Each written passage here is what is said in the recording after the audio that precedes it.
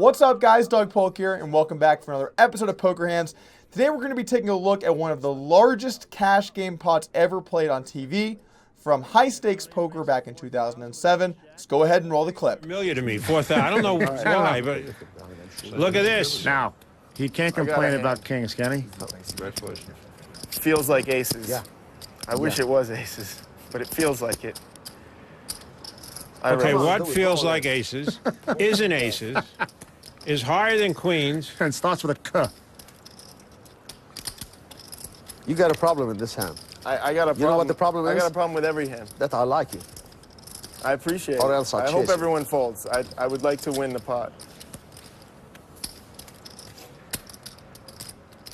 Patrick's going to call and need an ace to take the lead here. Our hand begins with Patrik Antonius coming in for a raise for 4,000 in the cutoff. With ace-jack off, this is certainly a hand strong enough to raise, and you're hoping to get a little bit of action, but not too much. Jamie Gold wakes up on the button with pocket kings, and now begins his classic Jamie Gold routine, chatting a little bit about what it could be or might not be. I guess you could say we have a regular fan of speech play over here on the button, but with pocket kings, definitely looking to 3-bet. 14,000 is actually a pretty reasonable size here from Jamie. It puts your opponent in a tough spot with hands like ace-jack or low to mid pocket pairs, and also denies them that equity to just call and try and set mine pre-flop. So I like this size and makes a lot of sense. We would be looking to add in some bluffs here with some suited connectors, some suited aces, maybe a few other hands that aren't quite good enough to call, like Jack 10 or 10-9 off. Maybe that's a little bit too loose, but the point remains, we're going to mix in some bluffs, and kings is a nice hand to value bet with. Now the blinds fold with their garbage, and it's back over to Antonius. If I'm in Antonius' shoes, I think we got a couple of options. We have all three options. Folding would be a little bit too tight, and against some players that are nittier, I would consider it. Against Jamie Gold, that really can't be one of the options. So we really have call or raise. I think call probably makes the most sense. You know, your odds aren't that great because your opponent went a pretty sizable in position 3-bet size, but you are still calling 10K to win about 30,000, so you need about 33% equity, and you're probably going to have that including all the bluffs Jamie Gold might have here on the button. You could elect to 4-bet, putting him in a tough spot with a lot of his weaker holdings, but at the same time, ace-jack might have enough equity to just call pre-flop. So I think 4-betting is okay. I might fold versus some nits, but I like flat versus Jamie Gold. Let's take a flop. 3 queen, 10 on the flop. Let's see how much Jamie's going to bet here. How should I play? 4 or 5. Doesn't want Patrick to draw. 15,000. He only bets 15,000. And Patrick would win if an ace came, or a king would make him the nuts. Patrick calls. And Patrick's going to call. The flop comes queen 10-3, giving Jamie Gold an overpair and Antonius a gut shot to the nuts. Both players have kind of hit the flop and are certainly looking to play some turns. Antonius checks, as he should with all of his hands out of position, especially this deep. You don't really want to be leading hands, because then, you know, if you're going to lead your good hands, what happens when you check, etc., etc. So I like checking all my hands in Antonius' position. Over to Jamie Gold, and he has a clear as day bet. Your opponent can have lots of hands that either hit a queen or a 10 or have a straight draw, or even some kind of low pair or ace high hand that, you know, you're just ahead of with kings and want to get value from. Maybe those hands just fold, but knocking out the equity in the pot can't be too bad of a situation. Jamie Gold bets 15,000, and, you know, the commentators end up saying something about not liking the bet size here. I actually think this is a pretty good and standard bet size. If you start to bet too much larger, you really get rid of your ability to go 3 streets with overpairs like kings. So I like this size, and that way you can work on some bluffs with hands like Jack 9 suited, or maybe Ace Jack, or maybe 9-8 suited, maybe some backdoor flush draws. This size lets you bluff cheaply while also getting value from some of your strong hands. So I actually like the way Jamie Gold's been playing this hand so far. Over to Antonius, and he has another kind of tough spot. Really, this is another situation I think where all three options make some sense. Against tighter players, it could be reasonable to fold, although you might not have ace-jack to begin with in those situations, being that you might not play it pre-flop. So call and raise are both okay. If you're planning on flatting queens versus the 3-bet, especially this deep, that could be reasonable, you would want to be able to raise hands like queen-queen or 10-10 the flop, so I wouldn't mind working in a hand like ace-jack as a bluff raise. That said, you could also argue for a call and look to play some turns. If you have a hand like King Jack suited, that could also be kind of an okay raise, but the problem with that is if you get 3-bet on the flop, you're going to be in a tough spot. It could be good with King Jack to know, how does my opponent play? Do I think that they're going to 3-bet the flop? Because if they are, then that means you should definitely be calling it and not raising it. If you think your opponent will never 3-bet you, it can be a lot more reasonable to put in a raise on the flop. Either way, I think I like calling King Jack on the flop and maybe either raising or folding Ace Jack. You know, yeah, you draw to the nuts on a king, which is definitely more valuable the deeper you get, but your opponent is somewhat likely to have a king in their hand. I think a lot of the hands that 3-bet and bet the flop are hands like Ace King, hands like Kings, hands like maybe King Queen or King Jack. So not only is a king the only card that gives you nuts, it's discounted because your opponent can have a lot of kings in their hand. An ace is likely going to be a good card, but also suffers from some reverse implied odds. Now, I'm not a big believer in reverse implied odds, but it has to be said, when you do hit an ace, you're behind hands like Ace King, you're behind hands like Ace Queen, you're behind hands like aces. And yes, you know, you beat a hand like Kings, but Kings and King Queen are not that many hands compared to some of the other hands in the range. So overall, I think this might be a little too loose from Antonius on the flop. I kind of like more going for a raise or a fold. And you can really see the value of position here. If Antonius was in position, calling would be much more reasonable. He'd get a lot more chances to bluff, etc. But what's going to happen is he's going to call here and then be out of position on the turn, thus not giving himself good chances to bluff. If he was in position and called and the turn was like a 7, he could bet when check through to try and take down the pot. Here, that's not going to be an option. Anyway, Antonius elects to call, and let's take a turn. There's a king. There's the king. There is the king. This is terrible luck for Jamie. Uh-oh. That was like 22.5 to 1. Wow. And now Patrick's going to bet it 45 grand. like he's got ace king. Jamie knows that Patrick doesn't have jack 9. But Jamie should also realize he only bet 15,000 on the flop. So it's possible that Patrick has ace jack. But I don't think Jamie can stop himself.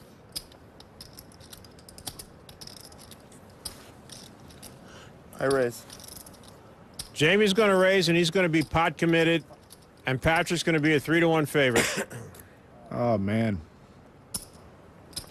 Because whatever he raises, Patrick is going to go all in. And like I said, Jamie's going to have to call.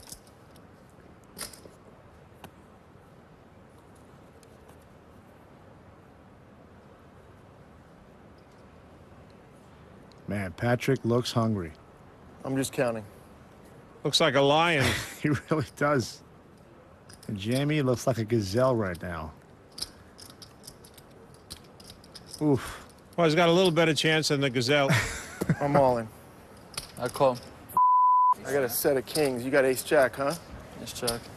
Unbelievable. And You now wanna you're do any watching the business? biggest pot in the history of high-stakes poker. $743,000 and change. This is unreal. Unbelievable. So the turn is an offsuit king, and this is where the hand starts to get really interesting. Antonius has improved to the nut straight, and of course Jamie Gold with top set, now in a very precarious position. The next decision from Antonius I find a bit strange. He elects to lead out 45,000 into about 60,000. Now the reason I find this strange is one of the reasons you're calling with ace jack on the flop is you're looking to take it away on certain turns and rivers. But if you think that your value in the hand is by hitting your hand and value betting, it kind of makes me question the flop call. If you think a king is your money card and now you're going to lead, that means your opponent has a very strong range on the flop and you should probably not be calling the flop bet. So I prefer a check here, looking to protect some of your other hands by having the nut straight as a check. Also, the king isn't really that great of a card for you. Jamie Gold could definitely have hands like ace jack, ace king, kings, maybe even king queen. So while you do have some hands that have improved as well, like ace jack, king queen, maybe king 10 suited, it's also a very good card for your opponent. So Antonius leads, which, you know, I'm not a big fan of, and now it's over to Jamie Gold. Jamie proceeds to make the worst possible decision that he can, and massively overbet rips it into the straight. Now, let's think about this jam from Jamie Gold. If you jam with kings here, what exactly do you think calls you? Your opponent doesn't really have hands like king queen or king 10 suited because 3 kings in the deck are out and there's only 1 king left. So those hands are extremely unlikely. Also, if Antonius does have a hand like King Queen or King 10, I think he's a lot more likely to check. With those hands, you can still be behind hands like Ace Jack, any of the sets, and King Queen as well if you do have King 10. So this jam doesn't make sense. It's almost like he's like, don't have a straight, and just rips it into the pot. But the thing is, your opponent, if they call you, guess what they're going to have? They're going to have Jack 9 or Ace Jack every time. And those are both reasonable holdings. Jack 9 suited for sure, and at least Ace Jack suited, if not also Ace Jack off. So generally speaking, don't turn strong hands into bluffs by overbet jamming. I think King should probably call here on the turn because really your opponent is representing they either have a straight or a bluff. So I think calling the turn makes the most sense looking to play some rivers.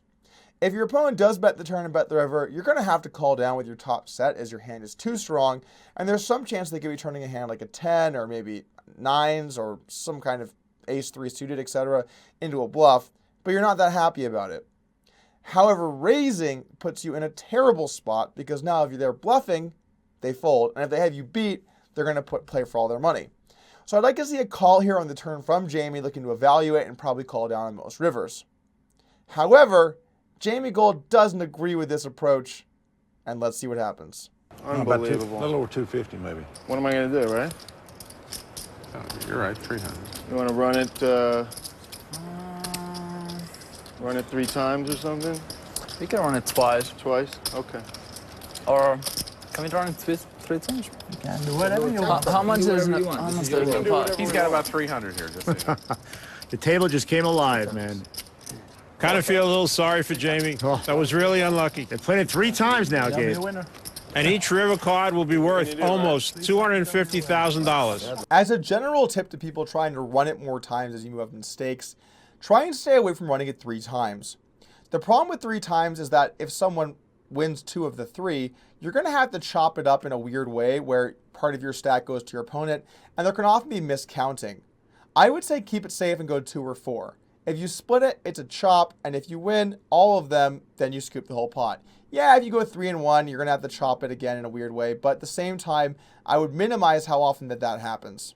Maybe 2 times is the easiest in general because either someone wins the whole thing or it's a chop.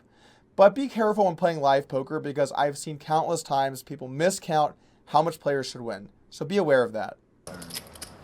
Jamie's hoping to win one of them.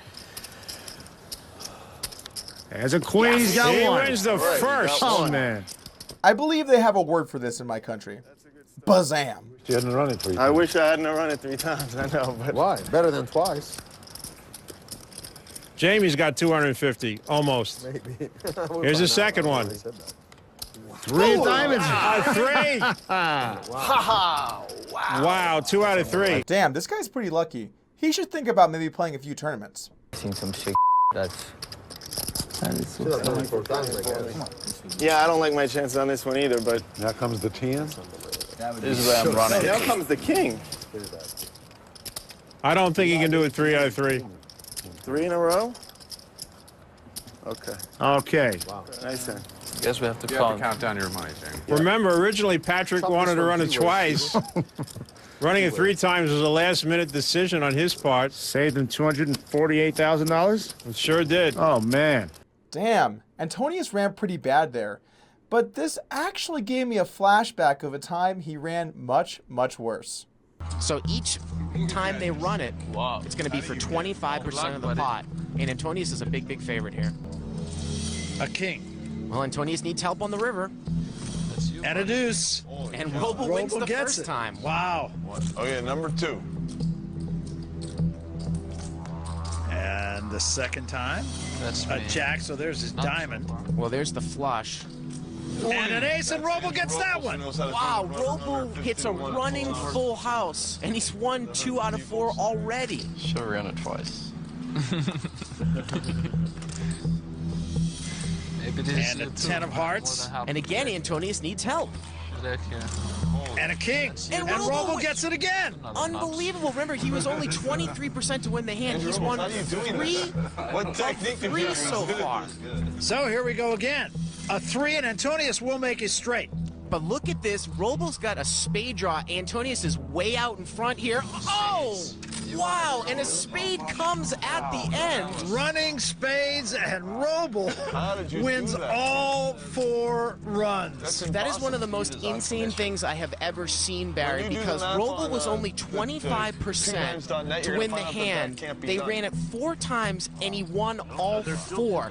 The chances of that happening, I've never seen let me get a pen, Average it's almost less 3 than 1%. Thank you for joining me here today for Poker Hands. Remember, we have daily videos coming out, so subscribe to the channel so you get notified for when they're up.